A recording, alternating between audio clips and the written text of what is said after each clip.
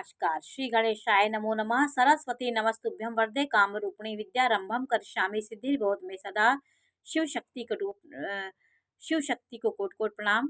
मेरे श्रोतागण, मैं आज आपको नवम भाव के बारे में जानकारी दे रही हूँ कि नवम भाव में कौन सी संख्या है, आपके नवम भाव में कौन सी संख्या विद्यमान है। मैं काल पुरुष की कुंडली बना के आपको जानकारी इसलिए देती हूँ क्योंकि आप क्रम से हर संख्याओं को आप समझ सकें। काल पुरुष की प्रथम कुंडली ये जो बनती है, प्रथम भाव में मेष राशि, द्वितीय भाव में वृषभ, मिथुन, कर्क, सिंह, कन्या, तुला, वृश्चिक, धनु, मकर, कुंभ, मीन, ये काल पुरुष कुंडली है। आप अपने लग्न को देखिए और आपकी कौन सी लग्न है। सिंह लग्न है, लग्न कुंडली अलग होती है, चंद्र कुंडली अलग होती है। आप अपने लग्न कुंडली को देखिए कि लग्न जो आपकी कौन सी है, 2 नंबर, 3 नंबर, 4 नंबर, कौन सी लग्न है, आपके नवम भाव में कौन सी संख्या आ रही है। आपके जीवन में किस प्रकार के व्यक्ति से आपकी भाग्योन्नति होगी, किस प्रकार का व्यक्ति आपको जीवन में एक भाग्य को बढ़ाने का काम करेगा, किसकी वजह से आप आगे बढ़ेंगे और किसकी प्रेरणा से आपके जीवन में चमत्कार होगा, ये आपके इष्ट बताते हैं। आपके लग्न, आपकी यहाँ पे मैंने मेष लग्न से शुरुआत की है, तो मेष लग्न को आप समझ लीजिए कि मेष लग्न है तो नवम भाव में आपके धनु राशि आती है। धनु राशि का स्वामी कौन है? गुरु है। तो आपके भाग्य का स्वामी गुरु हो गया।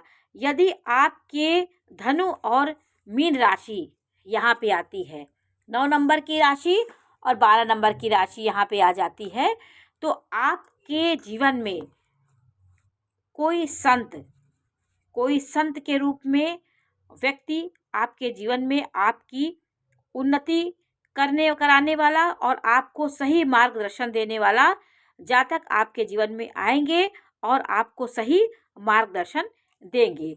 यहाँ पे आपका कोई संत हो सकता है, बुजुर्ग संत, जो आपके जीवन को नई दिशा और दशा देने वाले होंगे। यहाँ पे यदि गुरु की राशि मीन और धनु आती है तो ये मेष राशि के लिए हुआ। यदि आपकी यहाँ पे वृषभ लग्न हो गई, 2 नंबर की राशि यहाँ पे हो गई, तो यहाँ पे 10 नंबर आ जाएगा। तो 10 नंबर यदि आपका आ गया, धनु वृषभ राशि है या मिथुन लग्न है, तो दोनों का नवमेश में शनि ही भाग्येश होंगे।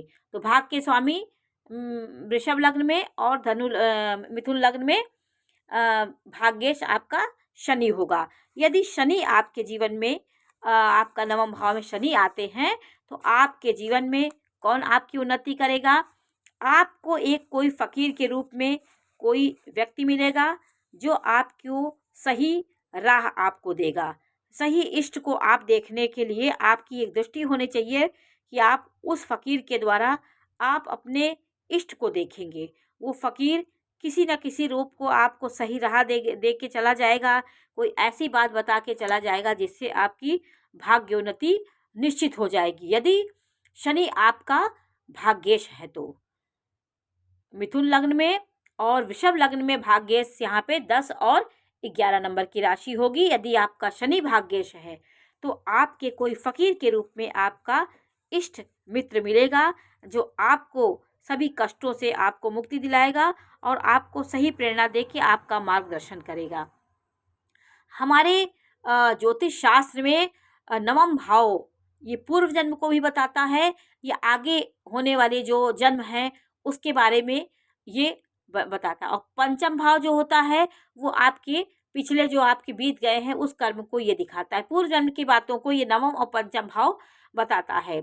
आपको इष्ट किस रूप में दिखेंगे, आपको इष्ट की पहचानने की आपकी क्षमता कैसे होगी, इष्ट को देखने के लिए आपको कोई मार्गदर्शक मिलेगा जो आपको बताएगा कि ईश्वर मिलेंगे। जैसे भगवान जैसे अपने इष्ट को चित्रकूट के घाट में तुलसीदास जी ने देखा था, तो उनको हनुमान जी के रूप में वो मिले और उनको इष्ट की पहचान कराई।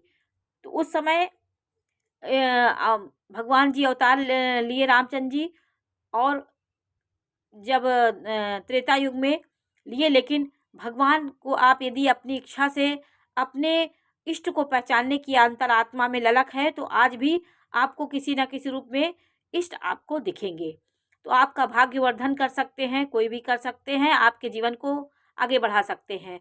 तो तुलसीदास जी ने अपने इष्ट को चित्रकूट की घाट में भई संतन की भीड़, तुलसीदास चंदन घिसे लग करे रघुवीर, उस अवतार के समय कुछ लोग उनकी पूजा करते थे, कुछ लोग उनका विरोध भी करते थे।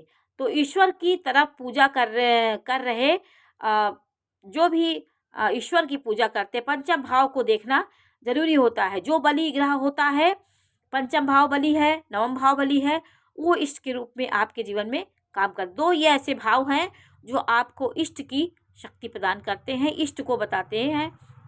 नवम भाव में मंगल की राशि आती है, तो यह आपके लिए एक भगवान के रूप में कोई व्यक्ति मिलेगा जो आपको हठ योगी जातक मिलेगा, जो आपको सही ज्ञान दे दे के आपका मार्गदर्शन करेगा। यहाँ पे मंगल की राशि 1 नंबर या 8 नंबर की राशि यदि यहाँ पे है। 1 नंबर की राशि कब आएगी? जब आप यहाँ 1 नंबर की राशि जब यहाँ सिंह लग्न होगी, तो यहाँ 5, 6, 7, 8, 9, 10, 11, 12, 1 सिंह लग्न और मीन लग्न यदि आपकी है तो नवम भाव में 1 और 8 नंबर की राशि आती है।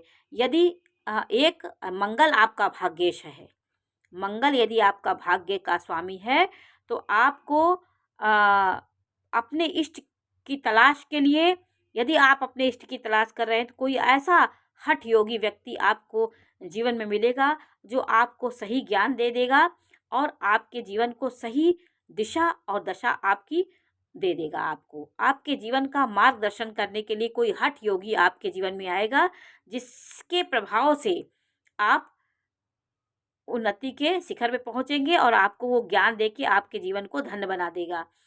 यहाँ पे यदि 2 नंबर की राशि 9 में शुक्र यदि आपका भाग्येश हुआ, शुक्र की राशि कौन है? 2 और 7, यदि ये भाग्येश हुआ तो कोई स्त्री के रूप में आपको, माता के रूप में, बहन के रूप में, एक इष्ट आपको, एक नारी देवी के रूप में आपके जीवन को सही दिशा दे सकती है। भाग्योन्नति में आपको उसको उसके ज्ञान से जोड़ करके आप अपनी उन्नति कर सकते हैं। यहाँ पे यदि 2 नंबर, क्योंकि शुक्र को लक्ष्मी से जोड़ा गया है, तो शुक्र की यदि राशि यहाँ पे आती है तो आपको इसी प्रकार की प्रेरणा देने वाली कोई आपकी माँ के रूप में, स्त्री के रूप में, पत्नी के रूप में, कोई भी आपकी स्त्री जाति आपको मिलके देवी के रूप में आपके जीवन की दशा और दिशा बदल सकती है।